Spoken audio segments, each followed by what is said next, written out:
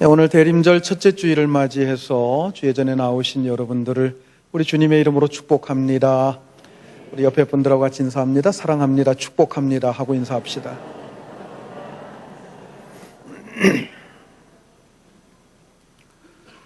오늘은 2016년도 대림절을 맞이하는 첫 번째 주일입니다. 대림절은 6세기경에 시작된 교회의 풍속이라고 합니다. 성탄절을 앞두고 4주간 동안 2000년 전에 성탄하신 주님을 기억하면서 이제 장차 다시 오실 주님을 기다리는 절기가 대림절이 되겠습니다.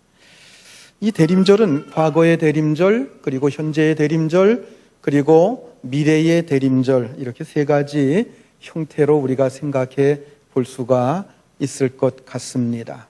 과거의 대림절이라고 하는 게 뭡니까? 2000년 전에 이 땅에 오신 역사적인 예수 그리스도의 탄생을 우리가 기억하고 기념하는 절기일 것입니다. 현재의 대림절은 뭡니까? 우리의 마음속에 성령을 통해서 끊임없이 우리에게 찾아오시는 보이지 않는 이 주님의 강림, 이것을 사모하는 마음을 가지고 그분의 강림을 기다리는 절기라고 생각이 됩니다. 또한 미래의 대림절은 장차 이 땅에 재림하셔서 세상을 심판하시고 하나님의 나라를 완성하실 그 예수 그리스도를 대망하는 절기가 바로 미래의 대림절로서의 의미일 것입니다. 자, 그런데 이 세 가지는 서로가 깊은 연관성이 있습니다. 과거의 성탄을 믿는 사람은 성령을 통해서 마음속에 우리 주님을 모실 수가 있습니다. 그리고 현재 우리 마음속에 주님을 모시고 사는 사람은 장차 이 땅에 다시 오셔서 구원을 완성하실 그 주님을 간절히 사모할 것입니다. 오늘 본문에 보면 부활하신 주님께서 승천하시기 직전에 주님을 따르는 제자들에게 말씀하신 말씀 가운데 한 부분을 우리가 같이 읽습니다. 자, 본문을 우리 다시 한번 같이 읽겠습니다. 사도와 함께 모이사 그들에게 분부하여 이르시되 예루살렘을 떠나지 말고 내게서 들은 바 아버지께서 약속하신 것을 기다리라. 요한은 물로 세례를 베풀었으나 너희는 몇 날이 못되어 성령으로 세례를 받으리라 하셨느니라. 아멘. 주님은 제자들에게 예루살렘을 떠나지 말고 하나님 아버지께서 약속하신 것을 기다리라고 말씀을 하셨습니다. 여러분, 하나님 아버지께서 약속하신 것이 무엇입니까?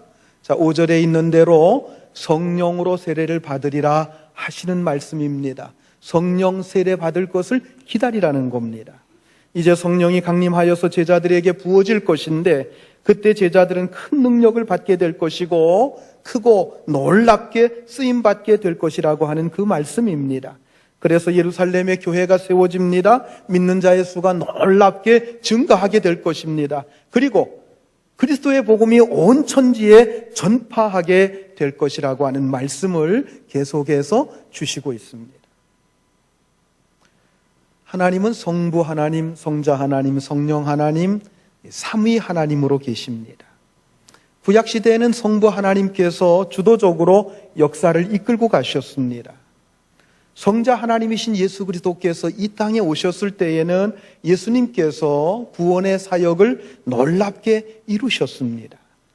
그리고 오순절 성령 강림 이후에는 성령 하나님께서 교회를 통해서 역사하시면서 구원의 완성을 향해서 한 걸음 한 걸음 나아가는 그러한 역사를 이루고 계십니다. 자, 그렇다고 해서 성부 하나님, 성자 하나님, 성령 하나님, 이 삼위일체 하나님께서 따로따로 일하시는 게 아닙니다. 구약에는 성부 하나님만, 또 예수님 오셨을 때는 성자 예수님만, 그리고 교회 시대는 성령님만 역사하시는 게 아닙니다. 성부 하나님께서 주도적으로 역사를 이끌고 나가실 때에도 성자 하나님, 성령 하나님도 언제나 그 사역에 함께 동참하셨어요. 여러분, 천지 창조를 봐도요, 성자 하나님, 성령 하나님이 다 나타나는 것을 볼 수가 있습니다. 성자 하나님께서, 예수님께서 이 땅에서 구속사역을 이루어 가실 때에도 중간중간에 성령 하나님의 음성이 들리고 하나님의 역사가 나타나고 성령이 역사하시는 것을 우리는 얼마든지 찾아볼 수가 있습니다. 지금은 성령 시대입니다. 교회 시대입니다. 교회를 통해서 성령이 역사하시는 이 성령 시대에도 성부 하나님께서 역사하시는 줄 믿으시기 바랍니다. 그리고 성부 하나님께서도 언제나 우리 가운데 함께 하시고 우리에게 크신 은혜로 역사해 주시는 줄 믿으시기 바랍니다. 그러므로 이렇게 성부, 성자, 성령, 삼위 하나님이 함께 유기적인 관계를 가지고 역사하시는 줄 믿으시기 바랍니다. 어느 한 분이라도 떼어놓고 이야기할 수가 없어요. 그러므로 구약시대에 이스라엘 백성들이 하나님의 임재를 간절히 사모하면서 제사를 드리는 것과 또 이 땅에 오실 메시아를 기다리고 있는 것, 이것이 서로가 분리될 수 있는 얘기가 아닙니다. 그리고 신약시대에 와서 그리스도인들이 성령을 사모하며 기도하는 것이나 다시 오실 그리스도를 열망하는 것이 서로 분리될 수 있는 이야기가 아니라는 것입니다. 그러므로 지금 우리가 예배하면서 성령 하나님께서 강림하시기를 사모하는 것, 이것은 현재의 성탄을 사모하는 것이다, 이렇게 볼 수가 있어요. 현재의 성탄을 맞이하는 방법으로 오늘 본문에서 예수님께서 뭐라고 말씀하십니까? 예루살렘을 떠나지 말라 하고 말씀하고 계십니다. 예루살렘은 이스라엘의 수도로서 하나님의 성전이 거기에 있었습니다. 하나님의 성전은 하나님께서 이스라엘 백성들과 함께 하신다고 하는 것에 상징적인 의미를 가지고 있는 아주 중요한 곳이었습니다. 이스라엘의 흥망성쇠가 예루살렘 성전에 있다고 해도 과언이 아닐 정도입니다. 예루살렘 성전이 여러 가지 모순도 많았고 문제도 많이 있었습니다마는 예루살렘 성전을 지킨다고 하는 것은 그들의 신앙을 지키는 것이고 나아가서 그들의 민족과 나라를 지키는 것, 그것과 같은 것이었습니다. 이렇게 이스라엘 백성들에게 있어서 예루살렘은 굉장히 중요한 의미를 지니고 있었습니다. 구약시대 때 이스라엘 백성들이 바벨론에게 멸망을 당합니다. 그래서 바벨론의 포로로 끌려가 그곳에서 노예 생활을 할 때에 그때에 그들은 이런 노래를 하나님 앞에 불렀습니다. 시편 137편 1절 말씀 우리 같이 한번 읽겠습니다. 우리가 바벨론의 여러 강변 거기 앉아서 시온을 기억하며 울었도다. 우리가 바벨론 여러 강변 거기에 앉아서 시온을 기억하며 울었도다. 바벨론의 포로 생활을 하면서 잠시 쉬는 시간, 강변에 앉아서 쉬는 시간이면은 시온을 생각하면서 그들이 울었다는 거예요. 시온이 어디입니까? 예루살렘이 시온입니다. 하나님의 성전이 있는 그곳이 바로 시온입니다. 그곳에 앉아서 그곳을 생각하면서 그들은 눈물을 흘리면서 울었다는 것입니다. 시편 137편 5절과 6절 말씀 우리 같이 읽겠습니다. 예루살렘아 내가 너를 잊을진대 내 오른손이 그의 재주를 잊을지로다. 내가 예루살렘을 기억하지 아니하거나 내가 가장 즐거워하는 것보다도 더 즐거워하지 아니할진대 내 혀가 내 입천장에 붙을지로다. 여러분, 예루살렘을 잃어버린다고 하는 것, 그것은 곧 자기의 오른팔을 잃어버리는 것과 같다는 얘기입니다. 그리고 예루살렘을 잊어버리거나 예루살렘을 생각하지 않는 것은, 그것은 마치 혓바닥이 입천장에 붙어서 벙어리가 되는 것과 다를 바가 없다고 하는 것입니다. 그만큼 이스라엘 백성들에게 있어서 예루살렘은 너무나도 소중한 곳이었습니다. 왜냐하면 그곳에 하나님의 거룩한 임재가 있는 성전이 있었기 때문입니다.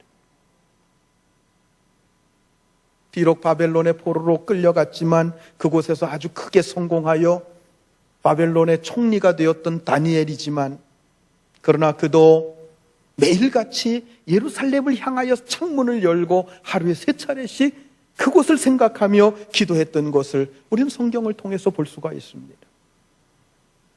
자, 그렇다고 한다면 오늘 본문에서 예루살렘을 떠나지 말라고 하시는 이 말씀의 의미가 무엇인지, 그것을 몇 가지로 나누어 생각해 보면서 오늘 함께 이 대림절 첫째 주일에 여러분들과 은혜를 나누려고 합니다. 첫 번째로 예루살렘을 떠나지 말라고 하는 말씀은 그들이 가지고 있는 신앙의 지조, 신앙의 순결을 끝까지 지켜나가라 하시는 말씀입니다. 예수님의 제자들은 대부분 갈릴리 지역의 사람들이었습니다.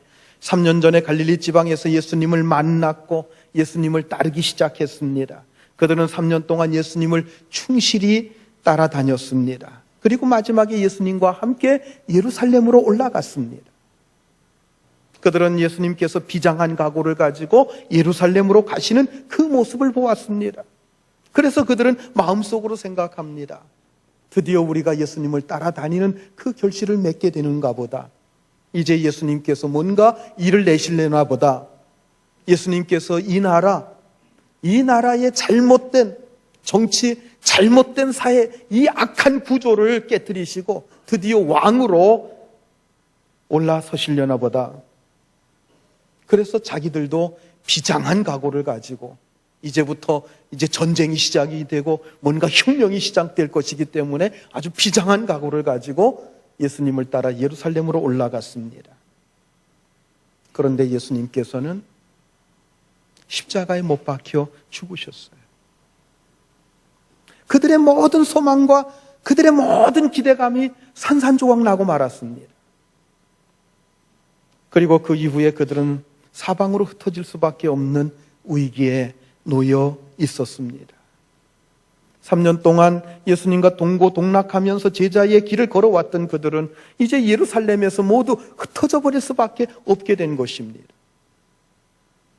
누가복음 24장 21절 말씀 우리 같이 한번 읽습니다. 우리는 이 사람이 이스라엘을 속량할 자라고 바랐노라. 이뿐 아니라 이 일이 일어난 지가 사흘째요.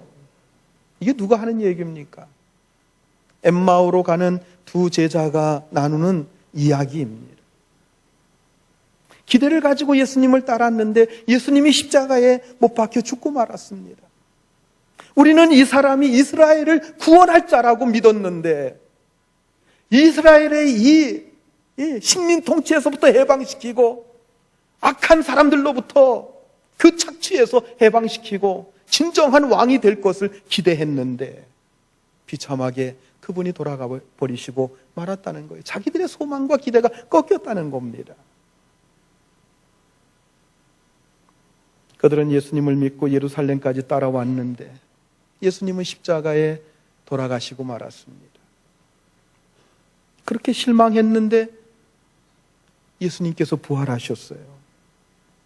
제자들에게 있어서는 이보다도 더 기쁜 일이 없습니다. 말할 수 없이 기뻤습니다. 그래서 예수님을 중심으로 다시 모여들기 시작했습니다. 그런데 하시는 말씀이 뭡니까? 다시 그들을 떠나서 하늘로 올라가시겠다는 겁니다. 그러자 그들은 이제 자기들이 어떻게 할 것인가 하는 것이 굉장히 막연해졌어요. 이제까지 그들을 하나로 묶어주는 것은 예수님이셨습니다. 그들은 모두 예수님을 따르다가 서로가 만난 사람들입니다. 여러분, 지금 우리도 그렇지 않습니까? 예수님을 믿고 따르기 때문에 우리가 모두 다 이 한 교회의 교인으로서 묶여져서 이렇게 모여서 예배드리는 것 아니겠어요? 여러분, 예수님이 안 계시다고 한다면, 갑자기 예수님이 안 계시다고 한다면 여러분, 우리의 이 모임이 무슨 의미가 있습니까? 다 흩어질 수밖에 없을 것입니다. 본문의 제자들의 모습이 그렇습니다. 예수님이 그들을 떠나버리신다고 하면 예수님이 십자가에 죽으실 때 흩어졌던 것처럼 그들은 흩어질 수밖에 없었습니다. 그들이 흩어진다고 하는 것은 그동안 예수님을 따라왔던 그 신앙의 불이 꺼지는 것입니다. 예수님을 따라가면서 그들이 가졌던 그 기대감과 소망이 다 꺼져버리는 것입니다. 그러므로 예수님께서 승천하시기 직전에 그들에게 예루살렘을 떠나지 말라고 하는 이 말씀은 그들이 주님을 따르면서 세웠던 그들의 신앙, 그 신앙을 끝까지 굳게 붙잡으라고 하는 말씀입니다. 구약 성경에서 예루살렘에 대한 말씀을 우리가 살펴보면 굉장히 중요한 사건들이 나타나는 것을 볼 수가 있습니다. 첫 번째는 아브라함이 전쟁에서 승리하고 돌아올 때에 하나님의 거룩한 제사장이며 살렘의 왕인 멜기세덱에게 떡과 포도주를 가지고 나와서 아브라함을 맞이합니다. 그리고 아브라함은 그에게 11조를 바치는 장면이 나옵니다. 여러분, 떡과 포도주가 의미하는 것이 무엇입니까? 예수님의 살과 피를 의미하는 거예요.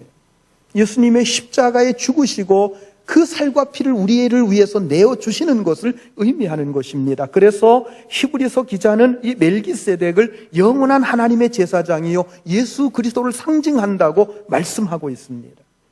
살렘의 왕이라고 하는 게 무슨 뜻입니까? 예루살렘의 왕이라는 거예요. 예루살렘의 왕은 누구를 가리켜요? 이스라엘의 왕을 가리켜요. 이스라엘의 진정한 왕이 누굽니까? 예수님이십니다. 그러므로 예수 그리스도를 상징한다고 하는 이 히브리서 기자의 표현은 굉장히 적절한 표현이라고 할 수 있을 것입니다. 두 번째로 아브라함이 하나님의 말씀에 순종해서 백세에 낳은 소중한 독자 이삭을 제물로 바치려고 한 사건입니다. 이삭을 바치려고 했던 그 산의 이름이 뭐죠? 모리아산이죠. 여러분, 모리아산이 어디를 가리킵니까?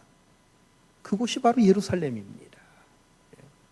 그곳이 바로 예루살렘이고 이삭을 바쳐서 제물로 드리려고 했던 그 제단이 예루살렘 성전이 있는 그 자리라고 그렇게 알려지고 있습니다.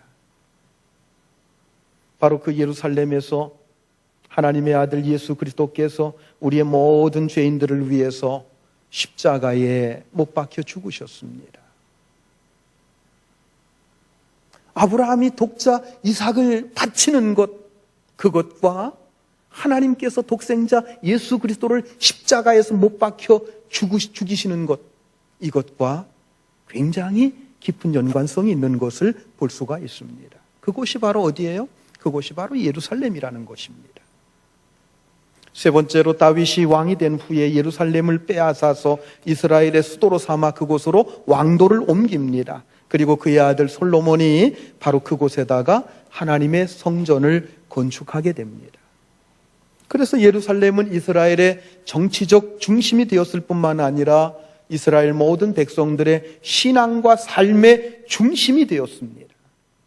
그 이후에 성전의 제사가 건강하면 이스라엘 나라 전체가 건강하고 이스라엘 나라 전체가 평안했습니다. 그러나 성전의 제사가 왜곡되거나 왕이나 백성들이 우상 숭배에 빠지게 되면 이스라엘 전체가 침체에 빠졌습니다. 이스라엘 전체가 큰 혼란과 위기에 빠지게 되는 것을 우리는 볼 수가 있습니다. 성전의 제사는 예수 그리스도의 십자가의 은혜를 상징하고 또한 오늘 교회의 예배를 상징하는 것입니다. 그러므로 예루살렘을 떠나지 말라고 하는 이 말씀은 예수 그리스도 십자가 중심의 신앙생활을 해야 된다는 겁니다. 예배 중심의 삶을 살아야 된다고 하는 것입니다. 특히 처음 예수님을 만났을 때의 그 신앙, 그 감격을 끝까지 흔들리지 않고 지켜나가라고 하는 바로 그 뜻입니다. 여러분들이 처음 주님을 만났을 때 여러분 그 감동과 그 감격을 기억하시나요? 그 주님의 처음 사랑을 여러분 기억하십니까? 그것을 잊어버리지 말고 그때 내가 평생 주님을 떠나지 않겠다라고 결심했던 그것을 끝까지 지켜나가라는 것입니다.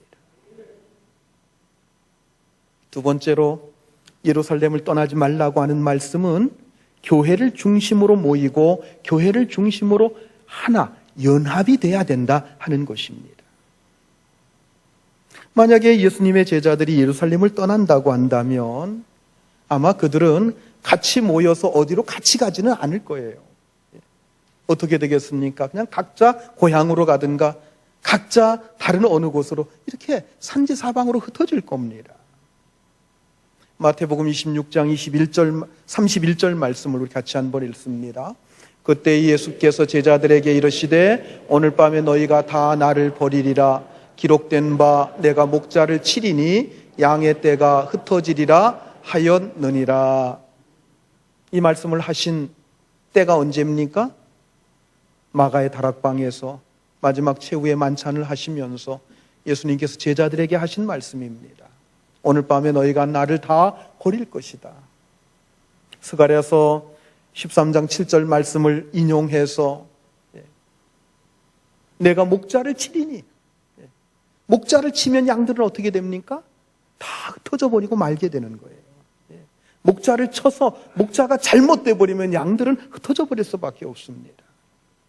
여기 말씀이 뭡니까? 예수님께서 십자가에 달려 죽으시게 될 때 제자들이 모두 다 사방으로 흩어져 도망가 버리고 말게 될 것이다 라고 하는 것을 말씀하고 계시는 거예요. 실제로 그들은 그렇게 도망을 갔습니다. 도망갔다가 예수님의 부활의 소식을 듣고 다시 예루살렘으로 모여든 겁니다. 예수님께서 그들에게 예루살렘을 떠나지 말라고 말씀하시는 것은 다시는 사방으로 흩어지지 말라는 거예요. 계속해서 연합하여 함께 있으라고 하시는 말씀입니다. 여러분, 같이 있을 때에 교회가 되는 거예요. 같이 있을 때에 함께 은혜를 나눌 수 있는 겁니다. 같이 있을 때에 우리의 믿음을 지켜나갈 수 있는 거예요. 교회라는 말의 헬라어 원어가 뭐죠? 여러분 잘 아시잖아요. 에클레시아. 따라서 해보세요. 에클레시아. 에크라고 하는 말과 칼레오라고 하는 말이 합성된 겁니다. 에크라는 말은 이제 밖으로라고 하는 뜻이고요. 칼레오라고 하는 것은 불러 모은다 그런 뜻입니다. 밖으로 끄집어내서 모은 사람들, 그 사람들이 바로 에클레시아, 바로 그것을 교회라는 말에서 사용하고 있는데 본래는 옛날 헬라의 도시에서 생긴 단어라고 그래요. 헬라 사람들이 시민들을 불러 모았던 그 모임이 있었는데 그 모임을 가리켜서 에클레시아라고 불렀다는 겁니다. 헬라는 철학이 번성한 도시잖아요. 그래서 철학적인 그 강의가 많았고 토론이 많았고 논의가 많았던 곳이 바로 헬라입니다. 특히 아테네죠. 바울도 아테네에 갔을 때에 그 유명한 아레오바고 강광장에서 하나님을 증거했던 그 내용이 사도행전 17장에 보면 나옵니다. 플라톤이나 아리스토텔레스와 같은 철인들이 이 아레오바고 광장에서 철학 강의를 하면 많은 시민들이 나와서 그 강의를 듣습니다. 같이 토의를 합니다. 논쟁도 합니다. 또 어떤 중요한 재판을 그곳에서 합니다. 그랬을 때 그 재판을 참관하기 위해서 사람들을 참관시키려고 사람들을 불러 모았다는 거예요. 이렇게 강의를 하거나 재판을 할 때 시민들을 사방에서 불러 모은 것, 그것을 가리켜서 에클레시아라고 불렀다는 거예요. 바로 그 단어를 이제 신약의 교회가 세워지면서 교회에다가 그 단어를 끄집어 쓴 겁니다. 교회가 무엇입니까? 사방에서 불러 모아 한 곳에 모여 있는 사람들이 교회입니다. 누가 불러 모았어요? 하나님께서. 뭘 중심으로 불러 모았어요? 예수 그리스도 십자가의 은혜, 그 복음을 중심으로 해서 불러 모은 줄 믿으시기 바랍니다. 여러분, 우리는 성격이나 기질이 다 다릅니다. 생활 방식이나 형편이 다 다릅니다. 학벌이나 학식이 다 다릅니다. 그러나 우리는 지금 다 같이 이 한 자리에 모여서 하나님 앞에, 하나님 앞에 예배하고 경배하고 찬송하고 주님의 말씀을 듣고 있지 않습니까? 여러분, 이것이 바로 에클레시아 교회인 줄 믿으시기 바랍니다. 자, 그런데요, 교회를 의미하는 또 하나의 단어가 있어요. 따라서 해보시기 바랍니다. 시나고게. 혹시 시나고구라고 하는 말 들어봤어요? 제가 전에 말씀을 드린 적이 있는데 유대인의 회당을 시나고구라고 그렇게 불렀습니다. 이 말 본래의 뜻이 뭐냐면 같이 인도를 받는다라고 하는 뜻입니다. 이스라엘 백성들이 길고 먼 광야길을 갈 때에 하나님께서 그들을 인도하십니다. 구름 기둥과 불 기둥으로 그들을 인도해 주셨습니다. 이처럼 우리가 모여서 한 성령의 인도를 받고 한 믿음을 가지고 한 주님의 말씀을 따라가는 것, 이것이 바로 교회라고 하는 것입니다. 자, 이처럼 같이 모여 있는 것이 교회이며 같이 모인 가운데 우리를 이끌고 나가시는 주님의 말씀이 있고 성령 하나님의 역사가 있는 곳, 그곳이 바로 교회인 줄 믿으시기 바랍니다. 여러분, 같이 모이는 것도요, 여러 가지의 경우가 있어요. 세상에 보면 범죄하기 위해서 모이는 모임들이 얼마나 많은지 몰라요. 조직폭력배라는 게 있죠. 일명 조폭이라고 얘기를 하죠. 이 사람들은 그 모임이 굉장히 단단해요. 아주 목숨을 걸고 그 모임을 합니다. 그 모임에 빠져나가려고 하면 잘못하면 칼에 맞아 죽어요. 그 정도로 강력한 모임인데 그렇게 강력한 모임이면 좀 좋은 일을 하기 위해서 모이면 얼마나 좋겠어요. 그런데 어떤 일을 합니까? 그 모아진 힘을 가지고 사람들을 겁박하고 사람들의 돈을 뜯어내고 이런 일을 하고 있어요. 은행이나 귀금 속상을 털기 위해서 재주 많은 사람들이 모이는 그런 모임들도 있습니다. 그런가 하면 마약이나 도박을 하기 위해서 모이는 사람들도 있어요. 이렇게 죄짓기 위해서 모이는 모임들이 우리 사회에 굉장히 많습니다. 지금 우리 사회를 뜨겁게 달구고 있는 지금 모임이 있죠. 100만이 모였네, 200만이 모였네, 이렇게까지 얘기합니다. 대통령의 퇴진을 요구하는 모임이 있는가 하면 그 옆에서는 절대로 대통령 물러가지 말라, 이렇게 또 외치는 모임도 있습니다. 그런가 하면 오늘날 대한민국의 이 현실을 안타까워하면서 뜨겁게 기도하는 모임도 곳곳에서 일어나고 있어요. 오늘 본문의 초점은 예루살렘입니다. 이 예루살렘은 하나님의 교회를 가리킵니다. 즉 하나님의 교회를 중심으로 모이라는 거예요. 물론 오늘날 교회라는 것은 여러 가지 문제가 많이 있어요. 많은 문제점을 안고 있는 게 교회의 한 모습인지도 모르겠습니다. 그래서 어떤 신자는 말합니다. 교회가 은혜가 없고 교회가 재미가 없어서 나는 교회 가기 싫어, 그냥 혼자서 집에서 믿을래, 이렇게 말합니다. 그들 중에는 나는 교회에 나가지 않지만 나는 예수 믿는 사람이야, 이렇게 자기는 크리스찬이라고 당당하게 이야기하는 사람들도 있다고 그럽니다. 물론 그 사람들의 말에도 일리가 있습니다. 그만큼 교회에 문제가 많이 있는 것도 사실입니다. 유명한 유대의 랍비 가운데 예루살렘의 죄에 대해서 이렇게 평가한 사람이 있습니다. 전 세계의 죄를 열이라고 본다고 하면 그 중에 9은 예루살렘의 죄이고 나머지 죄는 하나이다. 전 세계에 죄가 있을 때 그 죄에 다 합한 것의 90%는 예루살렘 사람들의 죄고 나머지 하나는 예루살렘을 제외한 전 세계 사람들의 죄라고 하는 그 얘기예요. 이렇게 예루살렘에는 죄와 모순이 가득 차 있다고 하는 것을 그 랍비가 그렇게 말한 겁니다. 예수님도 예루살렘에 사는 유대인들의 죄에 대해서 아주 신랄하게 비판하셨어요. 예수님은 예루살렘 성을 바라보시면서 눈물을 흘리면서 우신 적이 있으셨습니다. 그리고 예루살렘에 가셔서 그곳에서 장사하는 사람, 돈 바꾸는 사람들 채찍으로 다 내어쫓으시고 상을 엎으신 그러한 사건도 있습니다. 그때 예수님께서 예루살렘 성전을 가리켜서 뭐라고 하셨어요? 여기는 강도의 소굴이다, 그렇게 말씀하셨어요. 강도의 소굴이라고 하셨어요. 그럼에도 불구하고 예수님께서는 제자들에게 뭐라고 하십니까? 예루살렘을 떠나지 말라고 당부하십니다. 왜요? 죄와 모순으로 가득 찬 예루살렘이지만은 그 예루살렘에 성령을 가득히 부어주셔서 하나님의 교회를 세울 것이고 그곳에 수많은 사람들을 불러 모으시게 될 것이기 때문입니다. 제자들이 예루살렘에 모여 열흘 이상 전심으로 하나님 앞에 기도할 때 성령께서 강림하시는 놀라운 사건이 일어났습니다. 여러분, 교회에다가 어떻다고 비판하지 마시고 그냥 자꾸 모이시기 바랍니다. 자꾸 모이세요.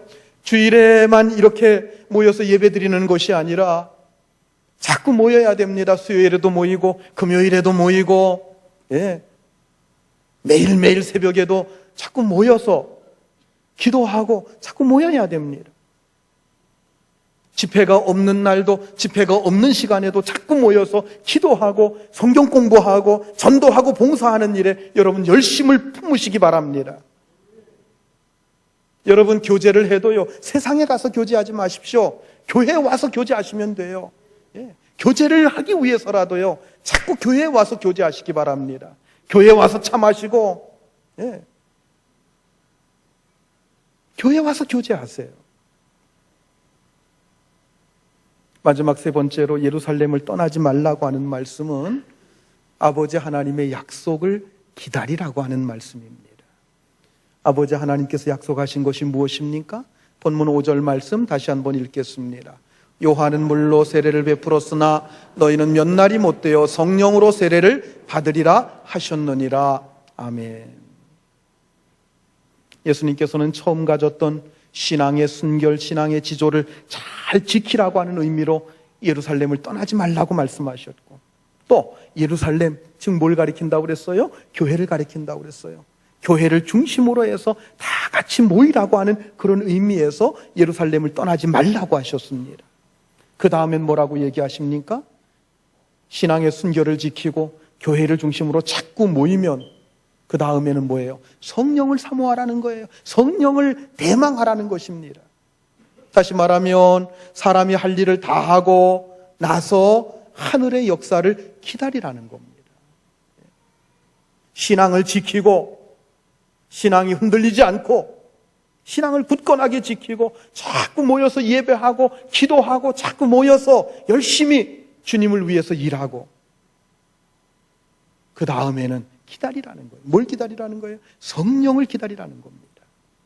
여러분, 사람이 자기 할 일을 다 하는 것과 하나님의 은총을 기다리는 것, 이 두 가지 중 어느 하나도 빠질 수 없는 중요한 요소라는 것입니다. 여러분, 한번 농사의 경우를 한번 우리가 생각해 보십시다. 봄에 밭 갈고 씨 뿌리고 모내기 합니다. 이렇게 농부가 해야 될 일 다 한 후에 그 다음에 하늘에서 비가 내리기를 기다려야 됩니다. 농부가 자기 할 일 다 하지 않고서는 비가 와 봤자 소용이 없어요.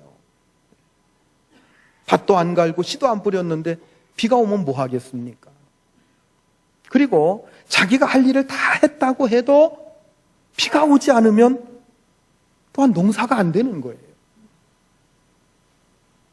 사람이 자기 할 바를 다 하고 하늘이 하는 역사를 기다리는 것은 여러분 인생의 밑바닥에 흐르고 있는 가장 기본적인 원리라고 볼 수 있습니다. 의사가 수술하는 것도 그래요. 아주 중한 병에 걸린 환자를 최선을 다해서 수술을 합니다. 최선을 다해서 수술한 그 다음에는 하늘의 은총을 기다려야 되는 거예요. 아무리 최선을 다해서 수술해 놔도 어떤 사람은 죽는 경우가 있어요. 의사가 자기가 실력이 부족해서 다 하지 못했지만 어떤 경우에 보면 또 살아나는 그런 경우도 있어요. 자, 여러분, 이것은 공부하는 것도 그렇고 사업하는 것도 그렇습니다. 우리는 최선을 다해서 공부하거나 최선을 다해서 일을 해놓고 그 다음에는 하늘의 은총을 기다리는 거예요. 그래서 우리는 경건한 신앙의 순결을 잘 지키면서 교회를 중심으로 열심히 모여 기도하고 예배한 다음에 하나님의 약속하신 성령을 기다리라고 하는 것입니다. 그리고 이렇게 신앙의 순결을 잘 지키고 열심히 예배하는 삶을 사는 예배자가 다시 오실 주님을 사모하며 기다릴 수 있는 것입니다. 여러분 생각해 보십시오. 신앙의 순결, 신앙의 지조를 잘 지키지 못했어요. 예배 생활 제대로 하지 못했어요. 그런데 그 사람에게 예수님의 재림이 반갑겠습니까? 반갑지 않겠습니까? 반갑지 않을 거예요. 마라나타 주 예수여 어서 오시옵소서, 이게 아니라 뭐라고 얘기합니까? 주님, 지금 오시면 절대 안 됩니다. 지금은 안 됩니다. 아마 이렇게 기도하지 않을까요? 자, 그렇다고 한다면 여러분들은 지금 어느 쪽입니까? 주님, 어서 오시옵소서. 내가 지금 주님을 기다리고 있습니다. 지금 오시옵소서. 이겁니까? 주님, 지금은 절대 안 됩니다. 조금만 연기합시다.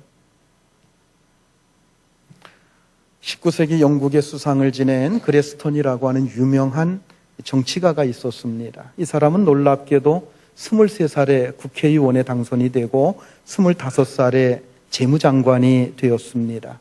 그리고 그는 일찍 영국의 수상이 되었는데 4차례나 수상직을 연임했다고 합니다.